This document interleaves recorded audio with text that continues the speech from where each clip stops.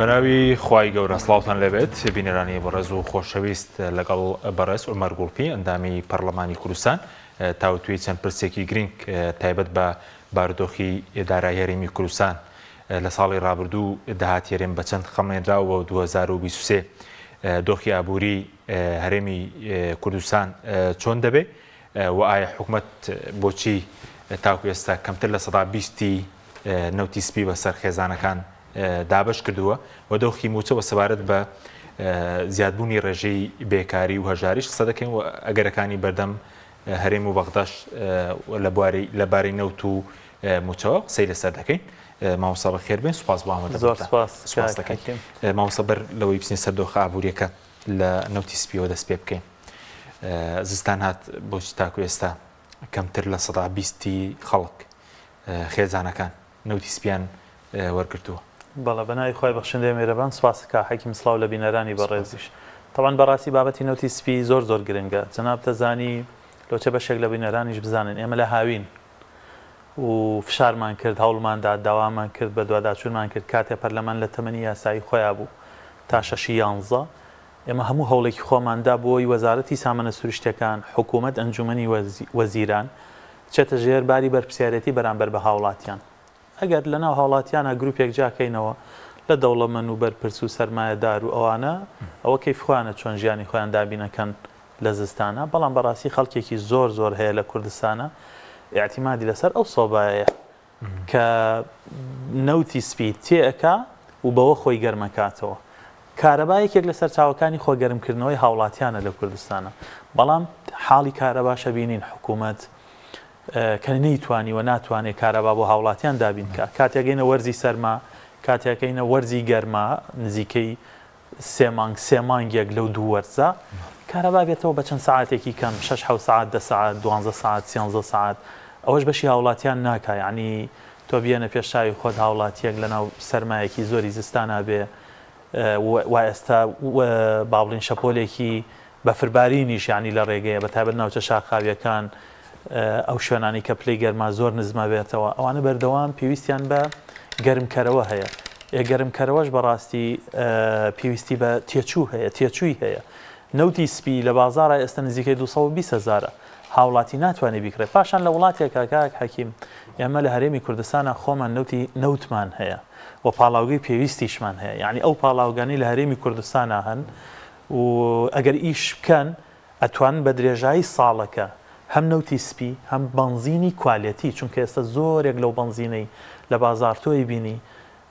بەکارهێنرێت لەلایەن ئۆتۆمبیلەکانەوە، ئەوە بەنزین نییە بەڕاستی، ئەوە تێکەڵەیەک چەند مەوادێکە بە یەکەوە شتێکی کوالێتی نزم بەرهەمێنن کەوە سەرەتانە چێ بە قوڕگی خەڵکە. بەنزینێک کە بە ستاندارد بەرهەم بێت ئێمە پاڵاوگەمان هەیە لە کوردستانە، ئەو پاڵاوگانە ئەتوانن بەنزینی پێویست، گازی پێویست، نەوتی سپی پێویست بۆ هاوڵاتیان پاڵێون بە درێژایی ساڵەکە ئەگەر بۆ خۆمان ئیشکەن. یعنی تۆ سەیرە لە هەرێمی کوردستانە کارگەیەک دروست کرابێ، پاڵاوگەیەک دروست کرابێ بە یاسای ئەم وڵاتە، ئەمن و ئاسایشی ئەم وڵاتە و تەنانەت بەشێکی زۆریشیان بە پارەی ئەم وڵاتە دروست کراون. کا حەکیم ڕاست نییە کەسێک بە ناویەوەتی و ئێمە زانین ئەو ئایلانەی کە حکومڕانی هەرێمی کوردستانەکەین لە 90 هاتنە خوارەوە کەسیان بازرگان نەبوون، پاشان بازرگانیش بن سیاسی بۆی نێ بازرگان بێ، تایبەت سیاسی لە حکومەت هابوو لە دەسەڵات هابوو بۆی نێ بازرگانی بکە. و ئەگەر بە قەزا و قەدەر بازرگانێک هاتە ناو سیاسەتەوە ئەوە بێ هەموو دەستگاکانی چاودێری لەسەری چاودێر بن بۆی بزانن لەو کاتەی لە دەسەڵاتایە سەرۆت و سامانەکەی چەندی زیاد کرد. بۆ چونکە دوانەی سیاست و بازرگانی بەیەکەوە یەکیان گرت ئەو ڕێک گەندەڵی دروستە بێ. ئەو دۆخە دۆخی بە تاڵانبردنی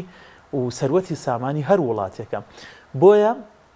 بەداخەوە وەزارەتی سامانە سروشتیەکان و حکوومەتی هەرێم، ئەنجومەنی وەزیران، لایەنەکانی دەسەڵات، لایەنەکانی پێگەنەری حکوومەت نهاتنە ژێر فشارەکان، چونکە ئێمە هاوین خەممانە خوارد، هاوین فشارمان کرد. تەنانەت من بیرمە لە مانگی 8 واژۆمان کۆ کردەوە، 37 واژۆمان پێشکەش کرد بۆ ئەوەی وەزیری سامانە سروشتیەکان کە ئێستا وەزیری کارەبا بە وەکالەت وەزیری سامانە سروشتیەکانە بێتە پەرلەمانی کوردستان. ئەو کاتە تەبان تا 6/11 کە تەمەنی یاسایی پەرلەمان هەبوو ئێمە بە ئەرکە یاساییەکانمان هەڵەساین بۆی بە خەڵکی کوردستان بڵێ ئەرێ بەرنامەی چییە بۆ زستانی ئەم خەڵکە، ئەوە تا ئێستا بەفرەبارێ و نەتیجە دەرکەوت ئەنجومەنی وەزیران لەو دوو مانگە تەنها فریا کەوتووە لە سا حەڤەی هاوڵاتیان نەوتیان باتێ ئەی لە سا هەشتاوسەکەی تری گریمان لەو سا هەشتاوسەیەکە حەکیم لە سا سێنزەی خەڵکی دەوڵەمەندەومەی دەرێقەی ناکە بەسەی لە سا شەستەکەی ئەی لە سا پەنجاکەی تری خێزانێک بێنەرە پێش شاوی خۆت هیچ سەرچاوێکی داهاتی نییە ئافرەتێکە بێوەرژنێکە سێ مناڵی هەیە یعنی خێزانێکە هی سەرچاو بژێویەکی نییە چۆنی مناڵەکانی گەرم کاتەوە لەم زستانە ئەگەر حکوومەتساوەکەی مامۆستا ئێستاەوەی هەرێم گەویستی بە 257 میلیۆن لیترە نزیکەی 255 میلیۆن لیتری پێویستە هەتا ئێستا وەزارەتی سامانە سروشتیەکان 42 میلیۆن لیتری دابش کردووە کە ئەمە بە ڕێژە تەنها لە ساحەڤەی هاوڵاتیان طبعا ئەمە جاری یەکەم نییە بەداخەوە دەسەڵات کە ڕازگۆ نییە لەگەڵ خەڵکە لە زۆر بوارە باس کراوە بە زێمە ئێستا باسی نەوتی سپیە ماڵانەکەین ساڵی پاربەڵێنیاندا هەموو ماڵێک بیرمانیت جەنابی وەزیری سامانە سروشتیەکان بۆ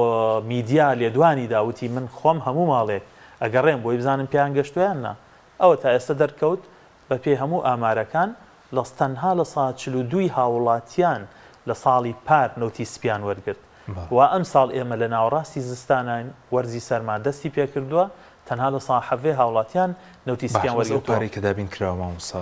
پێشتر باسکە 7 ملیار ئەوەی کلێک دراوەتەوە تەنها بەشی لە 124 ینی ئەگەر ئەم ساڵ هەموو پرۆسەکە جێبەجێ بکرێت ینی بە خێراییش پارەکە دایم کراوە لە 124 ینی ئەو کاتە لە 176 هاوڵاتی هەر نەوتەکە هەر پێ نادرێت بەڵە چکە بە پێ ئەو پارەیە بێ کە تەرخان کراوە ئەو 7 ملیارە هێشتا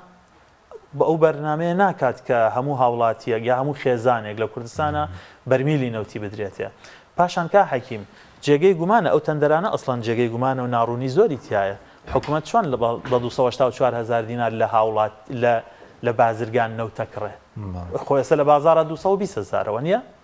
کەواتە ئەوە شەر جێگەی پرسیارە بێ وەزارەتی سامانە سروشتیەکانە بێ ئەنجومەنی وەزیران و تەبێژی حکوومەت ڕوونکردنەوە بدا ئەم نەوتە لەکوێ ئەکڕن بە چەند ئەیکڕن پاشان ئێمە خۆمان نەوتمان هەیە بۆ لە دەرەوە نەوتەکڕن بە نەوتی سپی دەناوڵات پاشان بەڕاستی ئەمە دابشکردنی نەوت نییە کا حەکیم بەرمیل لە نەوت 100,000 دینار 100,000 دینار خێزانێک لەکوێ بوو کا حەکیم ئێستا ئێمە زانین تۆ تەماشای هاوکێشەی بازار بکە لە ماوەی 2 ساڵی ڕابردووە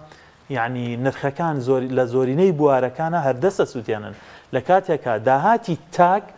بە ڕێژەی بەرزبوونەوەی نرخەکانی شتومەک لە بازارە بۆ ڕێژەیە بەرز نەبووتەوە بۆ نمونە با داهاتی تاک شی بکەینەوە کاک حەکیم داهاتی تاک لە هەرێمی کوردستانە لەسەر چییە؟ دوو سەرچاوە هەیە لە هەرێمی کوردستانە یا کەرتی تایبەتە یا کەرتی گشتیە لە کەرتی گشتی کە موچەیە و موچەخۆرانن کە ملیۆنێک و نزیکەی 200,000 هاوڵاتی لە کوردستانە بژێویان لەسەر موچەکەیانە ئێوە موچە زیادی نەکردو یعنی لە هەموو دنیا تۆ تەماشاکە موچە بە پێی گرانی بازار ماوە ساڵ بە ساڵ وەرز بە وەرز حکوومەت بەرپرسیارەتی خۆی بەرامبەر بە موچەخۆرەکان یەکرێتە تۆ شتێک پارە خاتە سەر موچەکانیان ئەگەر چی ئەمە هەر ناکەن مەبەستێ ئەگەر ئێستا هەم بۆ کاسبکار و هەم بۆ موچەخۆریش بەڵام ئەگەر 500,000 هەبوو بێ پێشتر پێش بەرزکردنەوەی نرخی دۆلارەکە ئێستا تقریبان ڕێژەی لە 125 باکی لێزداوە بۆ دووکیان ڕاست زۆرتریش کاسبکاربی بەڵە موچەخۆربی نزیکەی لە 120 هەر لە ڕێگەی گۆڕانکاری نرخی دۆلارەوە لە دەستاوە نزیکەی لە 150 تا 20 بەهۆی ئەو عادەتی بازار وایە عادەتی بازار و کەلوپەل و شمەک وایە بەردەوام نرخەکان یەچێتە سەر یعنی ئێستا بۆ نمونە ئێستا لەگەڵ 50 ساڵ لەمەوە پێشاکە حەکیم بەراورد کە هەموو شتێک نرخەکەی بەرزتر بۆتەوە ئەم ساڵ لەگەڵ ساڵی ڕابردوو بەرزتر بۆتەوە ئەم بەرزبوونەوەی نرخی بازار مەفروض وایە لەگەڵ یاداهاتی تاک سەرکەوێ لە چ ڕێگەیەکەوە کەرتی گشتی کەرتی تایبەت طبعا کەرتی گشتی لە وڵاتان کەرتی تایبەتی ڕێکەکە لە وڵاتان یعنی ئێستا بۆ نمونە هێندە وڵاتی ئەوروپی هێندە وڵاتی تر ڕۆژاوایی هێندە وڵاتی تر ئاسیاوی تەنانەت بڕۆ کرێی کاری کرێکاریان زیاد کردووە لە سەعاتێکە لە ڕۆژێکە بۆ چونکە ئێستا ئەو گرانی لە بازار هەیە بۆی ئەو کرێکارە ئەو کارمەندی لە کەرتی تایبەتە بتوانێت بژێوی ژیانی لەسەر موچەکەی و لەسەر ئیشەکەی پەیدا بکە ئەمان نەوەکو ئەسڵەن هیچ بەرنامە و پلانێک حکوومەت لە هەرێمی کوردستانە دەسەڵات لە هەرێمی کوردستانە نەوەکو هیچ بەرنامە و پلانێکیان بۆ کەرتی تایبەت نییە بۆ ڕێخستنی بۆ پشتیوانیکردنی بۆ پەرەپێدانی بۆ دۆزینەوەی هەلیکار بۆ گەنجان بۆ خەڵک بۆ هاوڵاتیان بۆ بێکارەکان لە کەرتی گشتیشا بەرپرسیارەتەکەیان جێبەجێ ناکەن لە کەرتی گشتیە نەوەکو موچە بەرز ناکەنەوە بە پێی پێویستی هاوڵاتیان و گرانبوونی بازار و معیشەتی هاوڵاتیان بەڵکو پلە بەرزکردنەوەشیان ڕاگرتووە بە تایبەت بۆ مامۆستا و فەرمانبەر ئەمە مافێکی یاساییە 2022 11 مانگ بوو لایەن 2022 11 مانگ دابش کراوە ئێستا بینین لە 2023 بە ماوەی 20 ئەوەندە ڕۆژ اینجا موچەی مانگی 12 ساڵی ڕابردوو دابەشەکەن تۆ لێرە ئەبینی کەم حکوومەتە چەند کەم تەرخەمە چەند مقصرە چەند دوورە لە ئەرکەکانی بەرامبەر بە هاوڵاتیان بێ ساگەر کاسبکار بێ موچەخۆر بێ داهاتی مانگانەی 500,000 بێ بەراورد بە پێش بەرزکردنەوەی نرخی دۆلار لە مانگی 12 2020 هەنی تقریبا لە سەدا بۆی گرانی بازار و دۆلارەوە 150 داهاتەکەی ینی کەمی کردەوە ینی باکەی لەزداوە هەموو هاوڵاتیەک بە تایبەت موچەخۆر کا حەکیم چونکە کێشەی موچەخۆر لە چیایە خۆی تەنزیمەکە زۆرینە ناڵێم هەموو زۆرینە خۆی تەنزیمەکە ژیانی خۆی ڕێکە خا لەسەر موچەکەی اینجا هەر بە بەیاساش لە قانونی زەبتی مۆزەفینی دەولا نابێ فەرمانبەر ئیشێکی تر بکاکە حەکیم یعنی ئێستا لە ڕووی یاساییەوە کەسێک مامۆستا بێت لە مەکتەبەکەیە مەفروض وایە حکوومەت ژیانی دابینکە ملیۆنێک 2 میلیۆن 3 میلیۆن هەر چەندێک هەیە بۆی نەچێ بە دوای کارێکی ترا بۆی هەموو فکر و تەرکیزی لەسەر بابەتی پەروەردەکردن بێ یعنی خەیاڵی لەناو پۆلا بێ لەگەڵ مناڵان و لەگەڵ قوتابیان و لەگەڵ فێرخوازەکانی بێ لەناو هۆڵی زانکۆ بێ لە مختەبەرا بێ نەوەکو بیری لای ئەوە بێ خێرا حسەکەی تەواوکە وانەکەی تەواوکە داوامەکەی تەواوکە بڕوا تەکسی بکە بڕوا دوکانێکی تری هەبێ بۆ چونکە ژیانی بەشی ناکە بۆ بژێوی ژیانی بەو جۆرە ناڕوە بە یەک موچە و بە یەک سەرچاوی داهات بۆیە هەموو موچەخۆرێک بە تایبەت موچەخۆر چونکە اعتیمادی لەسەر موچەکەیەتی ئەو موچەی کە ئێستا وەریەگرێ نیوەی موچەی 2 ساڵ لەمەوە پێشە نزیکەی نیوەی موچەی 2 ساڵ لەمەوە پێشە هەموو هاوڵاتیەک ئێستا ئەو قسەی من چاک تێگە کاتێکە بینێ ئەچێتە بازار ئەو 500,000 ئێستا پێێتی بایی ئەو 500,000 2 ساڵ لەمەوە پێش شتی بۆ ناکا لە بازارە خەڵک چی پێویستە مەسەلەن ڕۆنە شەکرە برنجە جلو بەرگە پێداویستی تەندروستی کاک حەکیم یعنی ئێستا ڕۆژ بە ڕۆژ نەخۆشخانەکان پاشەکشەکەن خەڵک ناچار بێت ڕوو لە کەرتی تایبەتەکە من لەو ڕۆژانە ڕۆشتم یەک مەڵحەمێکم کڕی باوەڕ بێ ئەوەندە بوو نازانم چەند گرام کرێمی تیا بوو بای 4,000 دینار بوو ئەی وەرە تۆ سەیری دەرمانی ئەو نەخۆشیانەی کە مانگانە پێویستێتی درێژخایەنەکان تۆ تەماشا خەرجی و تێچوونی شێرپەنجە چەند زەبەلاح و گەورەیە و بەردەوامیش گرانە بێ لەسەر هاوڵاتیان اینجا لە زۆرینەی بوارەکانی تریشە تاینەوە سەر نەوتی سپی باشە ئەم هاوڵاتی کە ئێستا تۆ یعنی ناتوانی یا ناتەوێ ئەرکەکانی بەرامبەر جێبەجێ بکەی 1 بەرمیل نەوتی سپی بیتێ بە 40-50,000 خۆی مافروض وا بوو تەنها کرێی تێچوونەکە لەگەڵ کرێی پاڵاوتنەکە حکومەت وەریگرێ چونکە حکومەت ئێمە خۆمان لە هەرێمی کوردستان نەوتمان هەیە لە هەرێمی کوردستان پاڵاوگەمان هەیە مەفروض وا بوو تەنها تێچووی پاڵاوتنەکە لە هاوڵاتی وەرگیرێ ئێستا نەک تێچوو پێفرۆشێتەوە بە 100,000ەکەش دابەشی ناکە باشە بەس ئەوەی ئەماری هەیە بڵین نەوتەخاوەکە مانگانە 13 میلیۆنە وایە نەوتی خاوەوەی هەناردەی دەکەن 13 میلیۆنە 14 میلیۆنە 12 میلیۆنە یعنی ئەگۆڕێت و بەداخەوە حکوومەتیش لە کاتی خۆیان سەیرە تۆ مەسەلەن بە درێژایی مانگەکە نەوتەکە فرۆشێ بەڵام نایەت هەر هیچ نەبێ بە خەڵکی کوردستان بڵێ وەزارەتی سامانە سروشتەکان ئەم شتە بەسیتەی کە لە بەغدا شەر پایتەختی گەندەڵیە کاک حەکیم بەڵام بەغدا هێندێک شتی هەیە تۆزە سیمای دەوڵەتداری پێوە دیارە لەوێ دامی سوتەمەنی هەیە یعنی بۆ نمونە دامی سوتەمەنی هەیە بۆ نمونە موچە لە کاتی خۆیادا بۆ نمونە هەموو هاوڵاتیەک من و تۆ لە هەر شوێنێکی دنیا بین ئەتوانین دوای 5 ڕۆژ لە هەر مانگێک بچینە سەر وێبسایتی کۆمپانیای بە بازارکردنی نەوتی عێراق بزانین ئەو مانگە عێراق چەند نەوتی فرۆشتووە بەرمیلی بە چەند بووە بە چ کۆمپانیایەکی فرۆشتووە هەرێمی کوردستان ئەمەش ناکە یعنی مە زۆر بەسیتم یعنی من تێناگەم ئایا ئێستا ئەنجومەنی هەرێمی نەوت و گاز کە پێگاتوە لە هەرسێ حیزبەکە سەرۆکی حکوومەت جێگری سەرۆکی حکوومەت وەزیری دارایی وەزیری پلاندانان ئەمانە و نازانن مانگی 12 چەند بەرمیل نەوتیان فرۆشتووە ئەی بۆ بە هاوڵاتیانی ناڵێن نازانن بەرمیلی بە چەندیان فرۆشتووە ئەی بۆ بە هاوڵاتیانی ناڵێن بۆی شارنەوە باشە نەوت مڵکی ئەو 4-5 کەسەیە مڵکی عایلەیەکە و دوانە لە کوردستانە یا مڵکی خەڵکی کوردستان یا خوێنی شەهیدەکان ئەی چارەسەرێک چێسە بۆ نەوتی سپی مامۆستا ئێستا لە سەدا ئەوەی کە حکوومەت بە پێوەی کە پارەکەی کڕیوەتی 15 میلیۆنی ماوە دابەشی کات 33 دابش کردو باز لە 58 میلیۆن لیتر دەکرێت کە کردرابێ یعنی ئەگەر ئەو 15 میلیۆنەش دابشکە 15 میلیۆن لیتر نەوتە هێشتا هەر 124 خەڵک وەری دەگری ئەی خەڵکەکەی تر ئەزمەیەکی زۆر گەورەیە کا حەکیم بەڕاستی حەقیقیە یعنی بابەتێک نییە کە هەر بە سادەیی وەربگیرە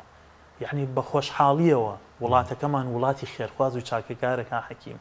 ئەگەنا بەڕاستی لە سەرجادەکان خەڵکمانە بینی لە برسا بمرێ خەڵکمانە بینی بەیانی ڕۆژکەینەوە ئەو فلان عایلە ئەو فلان کەسە لەسەرمان ڕق بۆتەوە شکر بۆ خوا هێشتا میلەتەکەمان خێری تیاماوە شکر بۆ خوا هێشتا میلەتەکەمان ئەهلی خێر و چاکەیە چەندین ڕێکخرا و چەندین دەستگای خێرخوازی چەندین دڵسۆز جاری وایە دەوڵەمەندێکی مامناوەندیشە سەرمایه‌داری گەورە نییە دەستکراوەیە بەڕاستی ئەو گەرمیەی هەیەی بەهۆی نەوتەکەیەوە بەشی دراوسەکانیەدا بەشی هێژارەکانیەدا ئێستا هەڵمەتی گەورەی دابشکردنی نەوت هەیە مەسەن دەستگای بەخشین لەم ڕۆژانە لەم دووسێ ڕۆژە هەڵمەتێکیان ئەعلان کردو لە ڕێگەی کەناڵی پەیامەوە و خەڵکی تریش خێرخوازی تریش لەسەر خەتن یعنی ئەگەر ئەمانە نەبووە 2022 بەڵام هێشتا نیو میلیارد دینار نەوتی دابش کردو بەڵا ئیشی زۆر گەورەی بەڵام کاک حەکیم تۆ پرسیارەکە لێرا ئەوەیە ئێمە وڵاتێکی هەژارین تا تەنها سەرمایه‌دارەکان بەزەیان بە فەقیرەکان نابێتەوە ئەی ناکرێ ئەم وڵاتە وڵاتی فەقیرەکانیش بێ وڵاتی هەژارەکانیش بێ وڵاتی هاوڵاتی بێ شتێکی زۆر سادە وڵاتی هاوڵاتی بێ تۆ بەرمیلە نەوت مەفروض وا بوو تەنها بە تێچووی کەمی گواستنەوە و دەرهێنان بیدەیتە هاوڵاتی ئێستا بە 100,000یش ناتوانانی بیدەیتێ خۆی هاوڵاتی بەشدارە لە کڕینیاگا حەکیم ئەوە دابشکردن نییە فەلسەفەی حکومەتداری فەلسەفەی هەڵگرتنی بەرپرسیارەتیە کاک حەکیم بە تایبەت بەرامبەر هەژارەکان من زۆرم پێخۆشە ئێستا حکوومەت بە دەسەڵات زۆر عادیلانە سیستمێکی دادگرانەی هەبێ هەموو ئەو هاوڵاتیانەی ئەتوانن خۆیان بژێنن ئەتوانن نەوتی خۆیان بکڕن ئەتوان جلوبەری خۆیان دابینکەن خواردنی خۆیان تەندروستی خۆیان پێداویستی تری خۆیان دابینکەن بە خشتەیەک جیا کاتەوە بەس هەزاران هاوڵاتی ناتوانێت ئەمانە بکە مەسەن تۆ خاون پێداویستێکی تایبەت کەمەندامێک چۆنی پێبژێوی ژیانی خۆی پێیاکە هەردوو قاچی لە دەستداوە هەردوو چاوی لە دوو مانگی دەبێ بە بەرمیلێک نەوت داوە 150,000 ئەدرێ بەکەمەندا یعنی 150,000 باوەڕە بێ من ئەمڕۆ لە مناسبەیەک و منابینایان یعنی یەکێک لە سەر و خێزانەکان هاتە تەنیشتن بە گوێیە چرپان تەپەنەوەنە نەفسیشیان بەرزە هاوڵاتی هەژار یعنی ئەمە نقطەیەکی زۆر ئیجابیە دەیان فەقیر و هەژاربان هەیە ڕوویان نییە داوا بکە ینی باسی حاڵی خۆی بۆ کردم کە وەزعی ئاوای ێ باشە بە بەرمیلێن نەوت بە دوو دەبە نەوت یعنی ئەکرێ ئەم میلەتە هەژارەکانی لە نەوتی هەبێ وڵاتەکە خێر و خۆشی هەبێ سەروەت و سامانی هەبێ هەر ئەبێ مەسەلەن ڕووبکە و داوا بکە ڕووبکە لە دەرگای خێرخوازان بەسەوەی پاڵاوگەکان باسی دوای لەسەر دۆخەدارایکەش زیاتر دەوسین بس پاڵاوگەکان پاڵاوگەی کار هەیە لاناز بازیان قەیوان بەڵێ لەگەڵ تاوکێش هەیە بەڵست بە تایبەت سێ پاڵاوگەی زۆر گەورە ئێستا بازەوەکە ئەوان بەرهەمە باشەکان بۆ عێراق و بۆ تورکیا طبعاً ئەوەی کە بەرهەمی ئەوەی کە نرخی بازرگانیش بە خەڵک دەفرۆشن بڵێ هەم بەنزینی پاکە برێتە دەرەوە فرۆشتێ ئەوەی بەستاندارد بەرهەمهێنرێ هەم گازی بەستاندارد بەرهەمهێنرا و ئەبرێتە دەرەوە ئەفرۆشتێ لە پێنا و چەند دۆلارێک زیاترە طبعاً یعنی چی وڵاتێک چ قازانجەکە یەک کەس بێت و دەوڵەمەند بێ و دەوڵەمەند بێ و دۆلار بچێتە سەر حسابەکەی میلەتەکە هەژارە تۆ بە یاساش مەفروض وایە ناکرێت تۆ مەسەن هاوڵاتیەکەی خۆت ئادی نەبێ نانی نەبێ بەس تۆ گەنمت لێ زیاد بێ گەنم بەرهەم بێنی بینێری بۆ وڵاتان تۆ ئەبێ یەکەم جار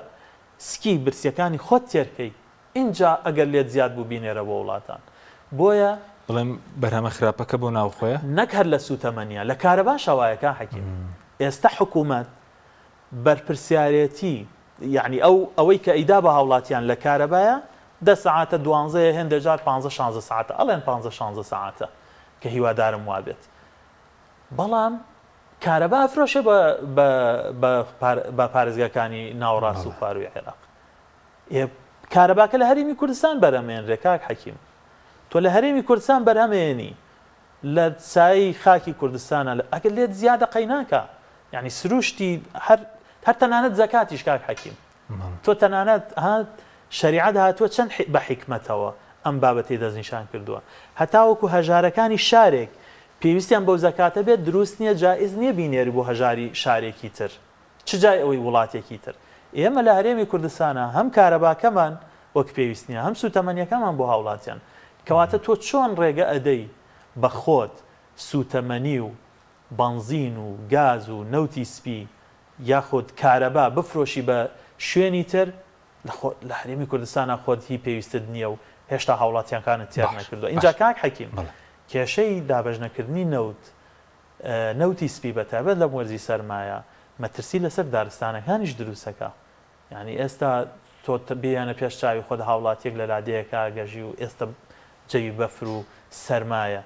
نەوتی نییە حکومەتیش نەوتی پێنەیەوە کارە باش نییە ناچارە بێ بچێ هەڵشاخێ بەو سەروەتە سەورەت و سامانە گەورەیە کە درەختە زیندوەکانمانن بیان بڕێ کە ئەمە تاوانە بەڕاستی لە بنەمایە بەس ڕۆح شیرینە ئینسان مناڵەکانی خۆی خۆشەیە من هیچ کاتێ مۆبەڕێ پاسا و نادەمە دەست هاوڵاتیەک بۆ ئەم بابەتە بەس نابێ حکوومەت خۆی ڕێگە خۆشکەر بێ بۆ ئەمە حکوومە دەبێ بەرپرسیارەتەکانی هەڵگرێت طبعا دوجار کاک حەکیم یعنی ئەمە وەکو یەک باسنەوەیە ئەگەر حکوومەت ئەرکی خۆی بەرامبەر بە هاوڵاتی جێبەجێ بکە نەوتی بدادێ وەکو وایە داری چاند دەبێ بەس تۆ دەسەڵاتە بینی ئاوا حەملەیەکەن وڵا کاکە ملیۆنێداری چییە چێنی کاکە تۆ لەو لادارە زیندوەکانی پێ ئاو نادرێ بە هاوینە لەم لاوە لەم ناو دابەش ناکەیت و خەڵک دەستێچێتە دارستانەکانی خۆی تۆ ئەمە یەک سیستەمە یعنی کاک حەکیم ئەگەر وڵات بێ سیستەمی هەبێ عادیلانە ڕەفتارکە دەسەڵات و حکومەتەکەی و با بڵێن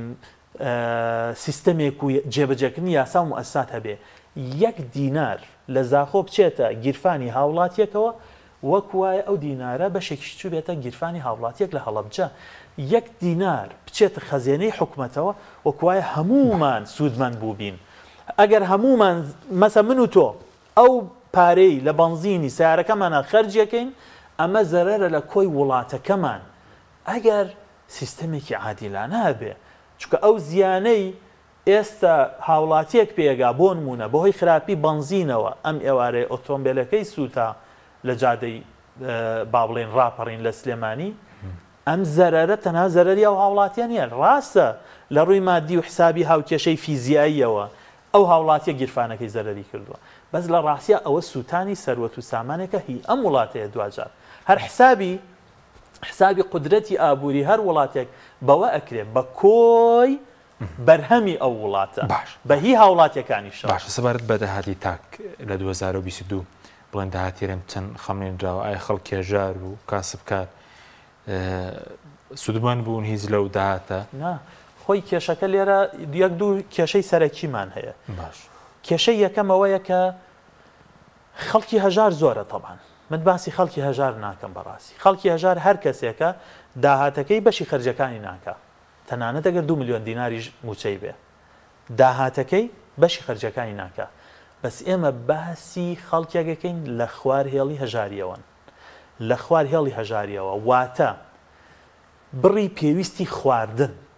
بۆی جەستێکی تەندروستی هەبێ بڕی پێویست لە چاودێری تەندروستی بڕێ پێویست لە پێویستیەکان بۆ قوتابخانە بڕی پێویست لە شوێنی نیشتەجێبوون مەسەلەن ئەگەر خانوو بێ خانوو ئەگەر کرێخانوو بێ کرێخانوو بڕی پێویست لە پێداویستیەکانی تری ئینسان وەکو ئینسانێک بە کەرامەتەوە بژی ئەمانەی دەست ناکەوێت ئەمانەش طبعاً تەقدیر کراوە مەسەلەن لە ناو جەرگەی سەنتەری شارەکانە سلێمانی هەولێر دۆک تەقدیر کراوە بە 125,000 دینار بۆ یەک هاوڵاتی بۆ یەک تاک بەڵە نزیکەی 600,000 بۆ خێزانێکی 5 کەسی نزیکەی 750,000 بۆ خێزانێکی 5 کەسی ئەگەر لەمە کەمتری بوو ئەوە ئیتر ئەو کەسە لە خوار هێڵی هەژاریەوەیە وتم باسی هێژارەکان ناکەین هەژار کەسێک کە داهاتەکەی بەش 750,000 شەر هەژارە بڵێن کە پێویستی ژیان بە خەمڵاندنی من کە لێی ورد بوومەتەوە و هێندە ئامار طبعاً یەکێک لە مصیبەتەکانی ئەم وڵاتەی ئێمە ئەوەیە هیچ ئامار و داتایەکی تازەی تیان نییە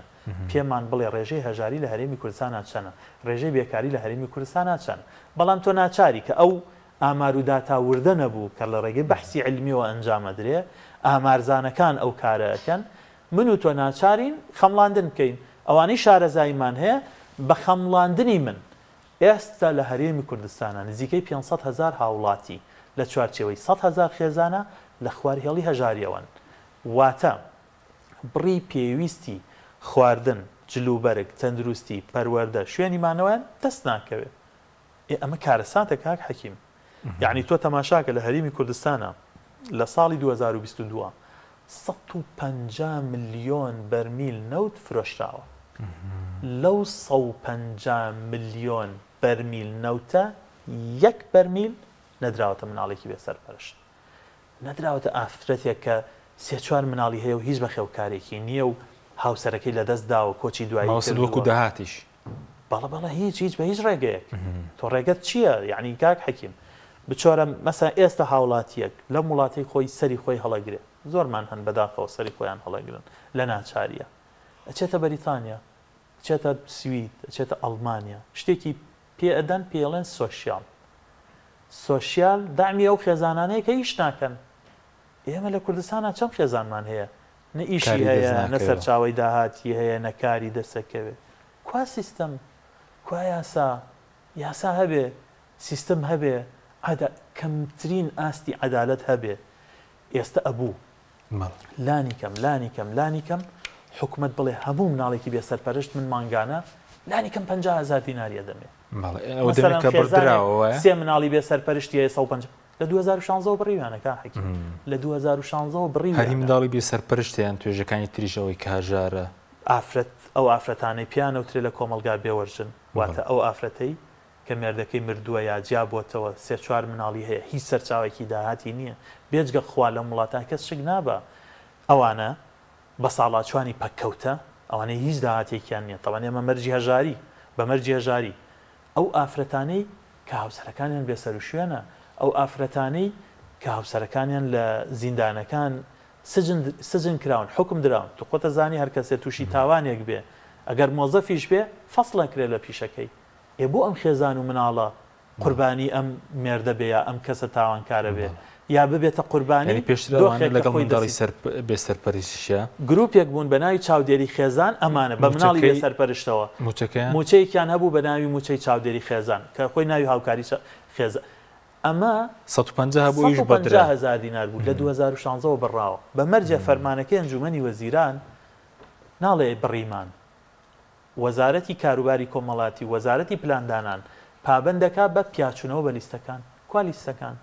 کوا پیاچوونەوە؟ ئێمە لە مانگی سێە تا پەرلەمان لە تەمەنی یاسایی خۆیان بوو. پرۆژە یاسایەکمان بۆەوە پێشکەش کرد بە ناوی پرۆژە یاسای هاوکاریکردنی دارایی هەژارەکان. یعنی تۆ چی تێچێ کاک حەکیم بیهێنی بڵێ کاکە لە بودجەی ئەم ساڵی هەرێمی کوردستان لە داهاتی ئەم ساڵی هەرێمی کوردستان مانگانە 10 ملیار دینار تەرخانەکەم بۆ خەڵکی هەژار، ئەوانەی هیچ سەرچاوێکی داهاتیان نییە و بالفعل هەژارن. قرسە ئەمە، یعنی ئەمە چییە؟ ئیتر حکوومەت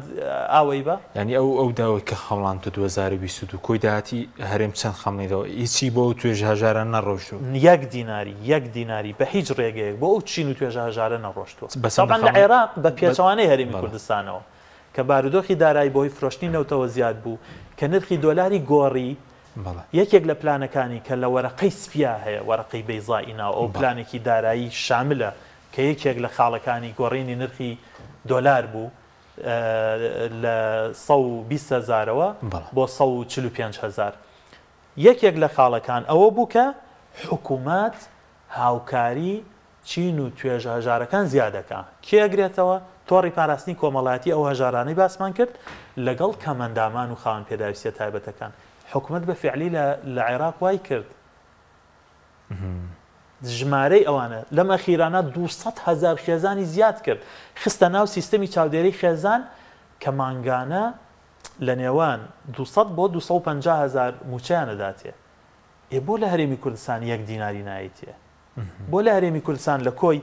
کە طبعا هەرێمی کوردستان یاسای بودجەی نییە کا حەکیم. ئێمە زانین لە 2001 لە هۆکارەکانی ڕێگنەکەوتنی هەرێم بەغدا لەگەڵ هەرێمە ئەمە بەغدا زانی باشە بەس بە کوردی بە چەند خەمڵێنراوە داهاتی 2022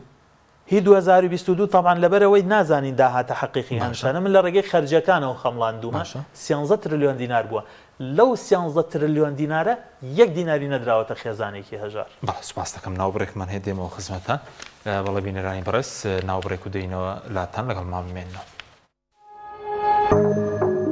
تۆپ ئارت تاکە بریکاری تۆڕی میدیایی کۆمەڵ بۆ بەرهەمهێنان و بڵاوکردنەوەی ڕێکلام. یەکێک لە خواردنەکانی سفرەی کوردی بریانیە. خواردنێکی بەناوبانگ و بەچێژ جۆری زۆرە و خۆی بەتەنها بێ یا بەتەنهاش نەبێ زۆر خۆشە بریانی خۆشتر ئەبێت ئەگەر برنجەکەی برنجی مەحموود بێ. برنجی مەحموود لەگەڵ پاکێجەکانی بۆ هەمومان لە کۆڕک هەموو پێداویستیەکانت لە یەک پاکێجدا بەردەستن کاتژمێری زیاتر و گەگەبایتی زۆرتر پاکێجەکانی بۆ هەمومان لە کۆڕک هەفتانە و مانگانان و پڕن لە گەگەبایتی ئینتەرنێت و کاتژمێری پەیوەندیکردن بۆ سەرجەم تۆڕەکان پاکێجەکان بۆ هەموو هێلەکانی پریپەید بەردەستن بۆ بەشداربوون پەیوەندی بکە بە ئەستێرە 238 پەنجەرە.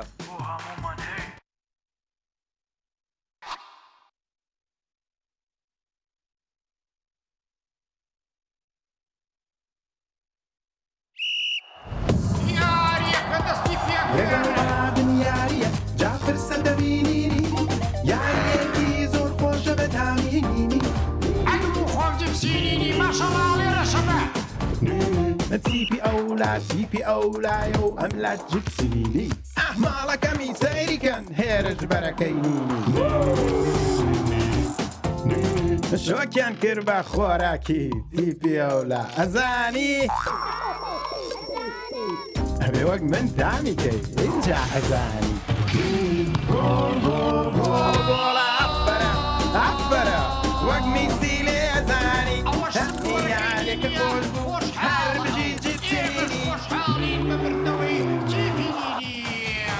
جبسینینی کامێکی لێیاد نەکراو.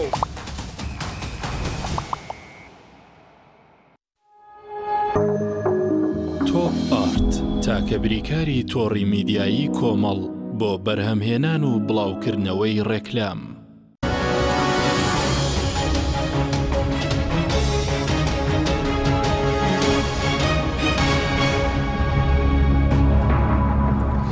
جارێکتر سڵاوتان لێبێت بینەرانی بەڕێز مامۆستا بینی سەر کاسبکارە باس هێژارەکان کرد کە باسیەوت کرد کە 13 تریلیۆن بڵێن دینار 13 تریلیۆن دینار داهاتیارین بۆ لە 2022 خەڵکی هەژار و کەم دەرامەت و ئەوانە لەی سوودمەند نەبوو بۆ کاسبکارەکەش هەمان بارودۆخی کێسە کارکەم بۆتەوە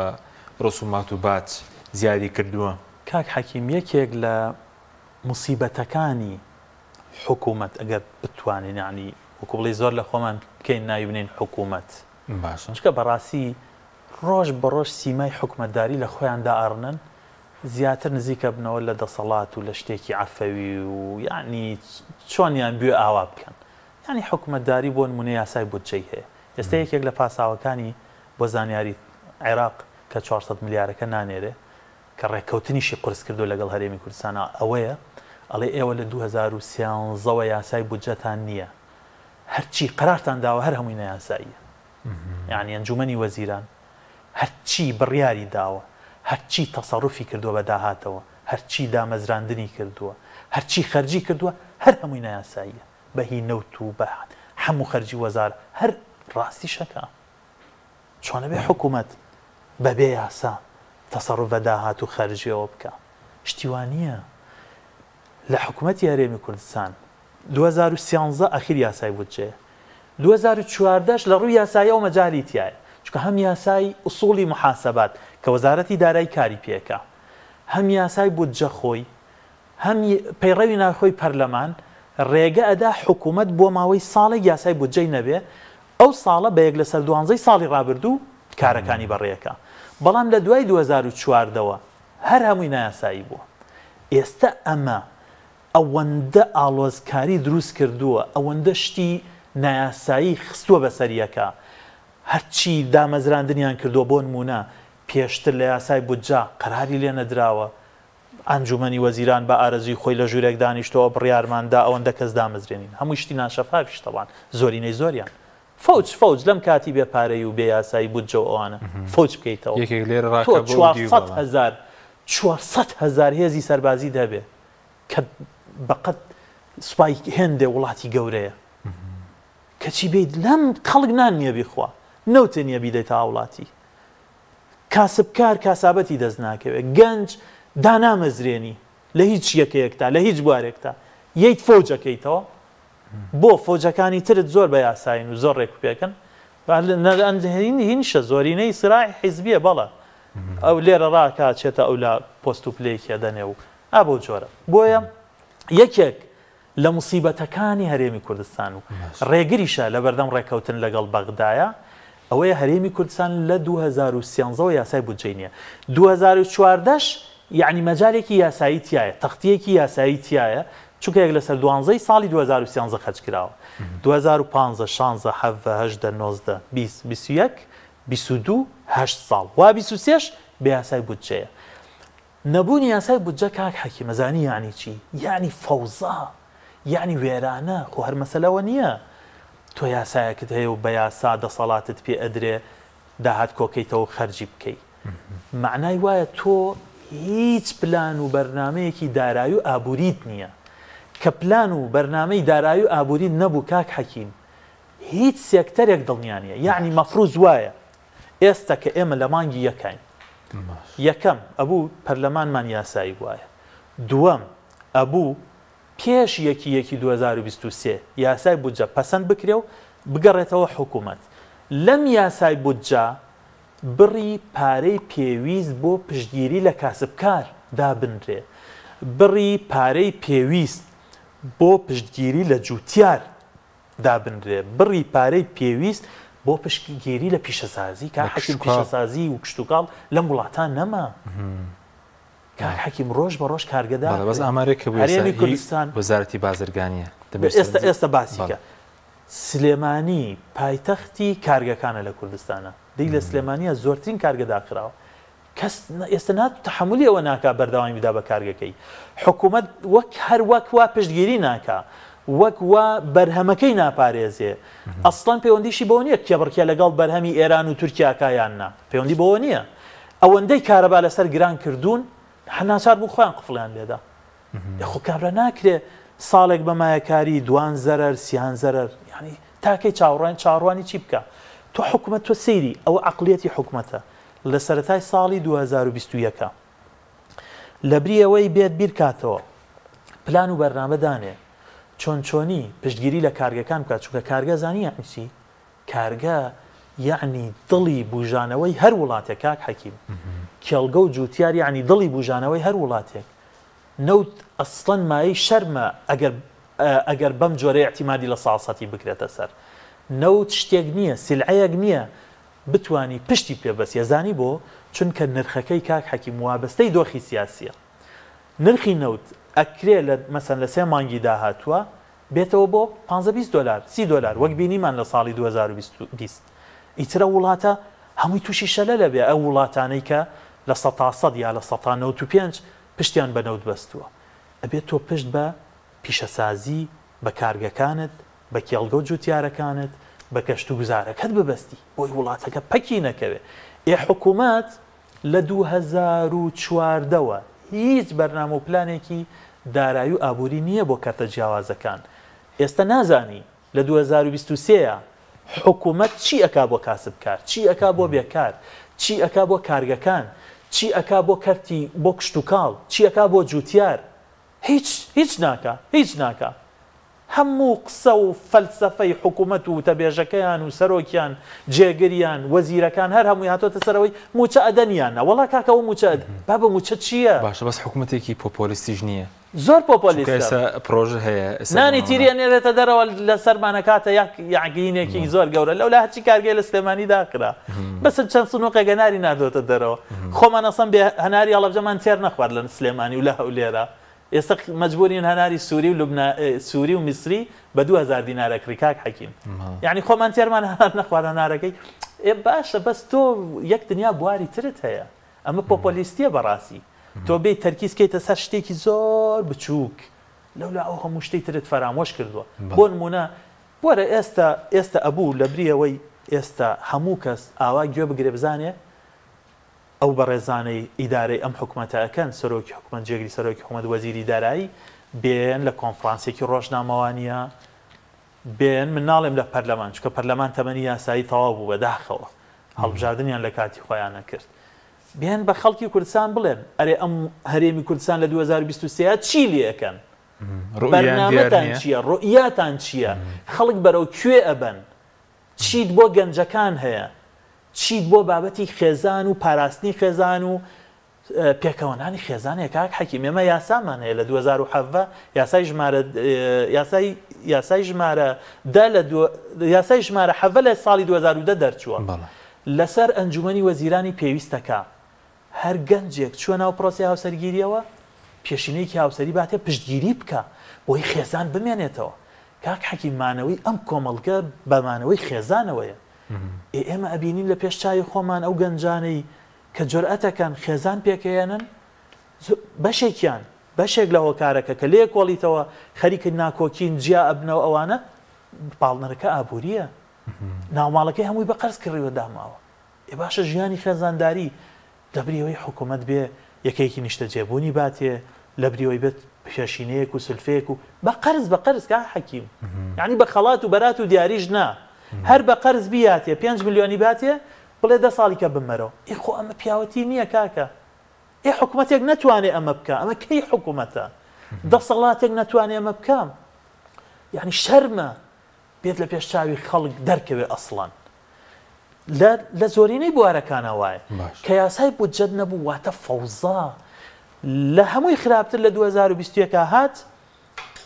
کە پکرەی کارەبای لەسەر هەم هاوڵاتی هەم بازرگان هەم پیشەسازی زیاد کرد ئێستا یەکێک لەو هۆکارانەی کە تەنگی بە کاسبکاری بازار هەڵچنیوە کە سەرچاوی بژێوی خەڵکن کە بڕبڕەی ئابووری وڵاتن ئەوەیە کە کری کارەبەکان زۆر گرانە حکوومەتیش باکی نییە هەر بەڕێنماییەک بەڕێزێک لە ژوورێک دانیشتووە ئەوە قەرارماندا کری کارەبا تا پێوانەی ئەوەندە بکەین بەوەندە بۆ بازرگان بۆ پیشەسازی بۆ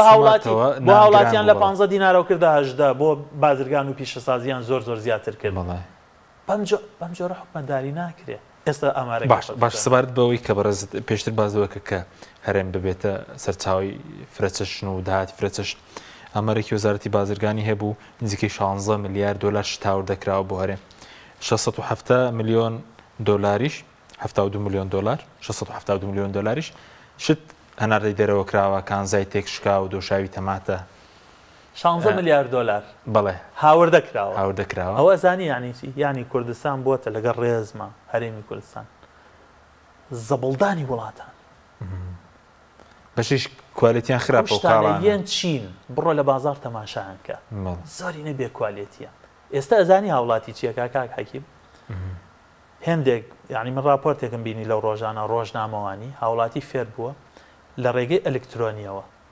خۆی کاڵاکە لە وڵاتەکە ئەکڕێ چکە سیقەی بەو کاڵایەن یەکە لە هەرێمی کوردستانە ئێستا هەرێمی کوردستان بووەتە شوێنی ساختکردنەوەی ئەو بەرهەمانەی کە لە ناو بازارەکانی ئێران و تورکیا خۆی نافرۆشتێن بڕۆ زۆرینەی نمونونەکان هەڵگرە بچۆ بۆ سنە بچۆ بۆ ئامەد بچۆ بۆ ئەستەمبول و ئەنقەرە بزانە ئەو دۆشاوە ئەو برنجە ئەو ئاردە ئەو شەکرە ئەو ڕۆنەی لە بازاری سلێمانی و هەولێر و دووهۆکەیە بزانە لەوێ هەیە نییە چکە بەو کوالیتیە وڵاتەکەی خۆی قوبوڵینە ئەوان هاوڵاتی وڵاتی خۆیان خۆش شەوێت تەبان مەفروض وایە هەموو حکوومەت و دەوڵەتێک دڵسۆز و خەمخۆری ئەمە یعنی چی ئێمەزەوی باش کشت و کاڵی باش سەرچاوی شتێکمان هەیە هەمومان هەیە بەس ئێستا ئەوەی کە هاوردەی بکەیت تەماتە بێک کەمێک بڵێن دەوشاوی تەماتە ئەم هاوکێشەیە بەنار و کاک حەکیم ئەوەی ئەهێنە ئەوەی ئەهێنرێ ئێمە باسی ئۆتۆمبیل ناکەین تەبعاً باسی ئەشیای ماوەدی کارەبایی ناکەین بڵێن با لە هەرێمی کوردستانە هەبێ ئەرێ حکوومەت تۆ چیت کردووە بۆچی چەند ساڵە کەس بینیوە یعنی تۆزێ یعنی لەگەڵ ڕێزمە عقلی لەجێ چوو بێت یەخەی حکوومەت بگرێ بڵێ کاکە تۆ چەند ساڵە 30 ساڵە حکوومەتی بۆچی ئۆتۆمبیلمان بۆ دروست ناکەی بۆچی تەلەڤیزیۆنمان نا کوراڵین ماس و پەنیرمان بۆ بەرهەم بێنن ئەڵین کاکە با تەماتەی خۆمان بخۆین با سەوزە و میوەی خۆمان بێ دۆشاوی تەماتە چییە کە تۆ لە ناتوانی بازاڕەکانی خۆتی پێپڕکەی اینجا ئەو هەموو ماوادە نایلۆن و پلاست ئەو یەک کارگەی پترۆکیمیایی دانێ لە کوردستانە تەبا نەزانی وڵاتە بژێنێتەوە کاک حەکیم وە زانیاریت ئەمە بەشێکی بەهۆی ئەوەیە کە ئەم دوو لایەنەی دەسەڵات لە ڕووی سیاسیەوە ئیرادەی خۆیان بەدەستی خۆیان نییە وڵاتی ناحەس چۆن ئێڵێت تۆ ببیتە خاوەنی کارگەی پترۆکیمیایی ئەگەر وانە بێ ئەو نایلۆنەکانی ئێران نایلۆنەکانی و تورکیا نایلۆنەکانی لەکوێ ساخکاتەوە قماشەکەی لەکوێ ساخکاتەوە بۆیە ئەم هاوکێشەی جەنابەت باست کرد وەزارەتی بازرگانی ئەعلانی کردووە 16 ملیارمان هێناوە نزیکەی 9 ملیارمان ناردۆتە دەرەوە ئەوە کارە ساتە ئیتر ویستت بزانی ئەو وڵاتە دەسەڵاتدارەکانی لە خەمیان خەمخۆرن شوانن یا نەخێر خەریکی دخۆ دەوڵەمەندکردن سەیری ئەو هاوکێشەیە بکە هاوردەی چەنە ناردنی چەنە باش بە زۆکو کاتمەکەمەوە زۆکو پێشبینی بۆ 2022 دارایەکە بەچی باش دەبێ داهاتی نەوت بێ خاڵەسوونیەکان بێ لەگەڵ بەغدا بێت چۆن دەبێت کاک حەکیم هەرێمی کوردستان اختیاری کەی نییە یا ڕۆژ بە ڕۆژ لاواستر خراپتر بۆ دواتر ئابووری لاواسترە بێت یاخود نەخێر لە سنوورێکە ئەوەستن بۆ وەستان قرس نییە هەرێمی کوردستان یەکەم ش دەبێ هەڵبژاردنێکی بەپەلە بکرێ هەڵبژاردنێکی پاک بۆی حکوومەتێک بێت نەتیجەی دەنگ و ئیرادەی خەڵکی کوردستان تەسەڕوف بە سەروەت و سامانی ئەم میلەتەوە بکە پاشان تاکە دەواازەیەک بۆ ئەوەی لەم دۆخە ئابووری و بە تایبەت دارایی چکە ئەو دووشتی گیان ئابووری بابەتێکی چەمکێکی فراوان کردی کشتتوپاڵ و پیشە سازی و یعنی زۆر ش دەگرێتەوە خۆتە زانی کەوتت ئابووری ئیتر لکاوە بە زۆرینەی چەمکەکانی ترەوە بابەتی دارایی ئێمە ببینە خاوەنی پارەیەکی زیاتر ڕێکەوتن لەگەڵ بەغدا بەغداش ڕاستە خۆی وەزعێکی زۆر خراپ و ئاڵۆزی سیاسی هەیە و یەکێک لە پایتەختەکانی گەندەڵیە بەڵام بەڕاستی بەنسبەت هەرێمی کوردستانەوە دەرفەتە ئێستا زۆرترین یەدەگی دراوی بیانی عێراقەتی لە مێژووی عێراق قەشتیوای بە خۆیان نەبینیوە 100 ملیار دۆلار پارەی دانراوی هەیە تۆ بۆ نایی ببیتە شەریک نەوت بوو بە چی کاکە نەوت بوو بە چی ئەوە تۆ 8 دانە ساڵە نەوتی خۆ دەفرۆشت ئادەی چیت کرد خۆزگا ئەم میلەتە بە هەمومانەوە هێندە وشار ببوویناتەوە ڕۆژێ لە ڕۆژان ئەوە بەجددی لە پرۆسەیەەکە بەهاتی نایە محاسبەی ئەوانەمان کردایە کە ئەم سیاسەتەیان گرتە بەر پێمان بوتان بتنایە کاکە ئەمە تۆ ساڵێک ناڕازگۆی 2 ساڵ درۆەکەی 3 ساڵ 4 ساڵ دەرفەتی هەبوو 5 6 ئەو 8 دانە ساڵە دوو کابینەی حکوومەتە ئەڵەی بە ناوی ئابووری سربەخۆوە و نەوتەکەم ئەفرۆشم و ئەمە ئابوووریەکەت چیت کرد چ کەرتێکت بوژاندەوە کام پرۆژەی استراتیژی دروست کرد کام پرۆژەی خزمەتگوزاری دروست کرد کام وەبەرهێنانت پەرە پێدا لە کورد موچەکەت پێ نادرێ کە موچەت پێ نەدرا کە سادەترین ئەرکی دارایی حکوومەتە یعنی ئیتر تەواو یعنی ئەتر وەرەوە هۆش خۆت ئەم نەوتە بوو بە چ بەڵایەک ئیلا هەر لەبەرەوەی خۆتی پێ دەوڵەمەنەبی کوورە دەکاکە بی دەرە بەغدا هەر بە بیرەنەتەکانیشەوە بی دەرە بەغدا